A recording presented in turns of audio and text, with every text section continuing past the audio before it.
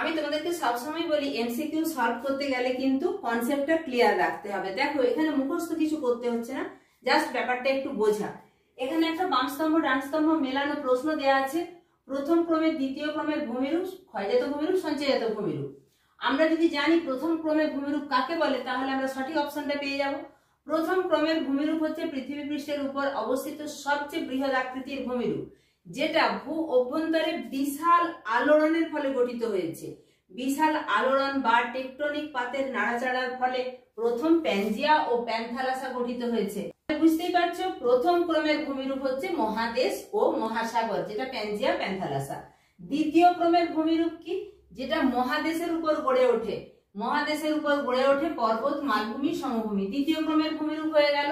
এখানে আরেকটা জিনিস জেনে নাও, তৃতীয় ক্রমের ভূমিরূপ, যেটা মূলত ক্ষয় এবং সঞ্চয়ের ফলে গড়ে ওঠে। এখানে ক্ষয়জাত ভূমিরূপ এবং সঞ্চয়জাত ভূমিরূপ আলাদা করে দেয়া আছে। এই সমস্ত গুলোই তৃতীয় ক্রমের ভূমিরূপ। তার মধ্যে তো আমরা জানি জলপ্রপাত, জুইগেন, এয়ারদান এগুলো ক্ষয়জাত ভূমিরূপ, এবং বদ্বীপ, লোয়েস, ড্রামলিন এগুলো যথাক্রমে নদী, বায়ু এবং হিমবাহের সঞ্চয় কাজের ফলে গঠিত ভূমিরূপ।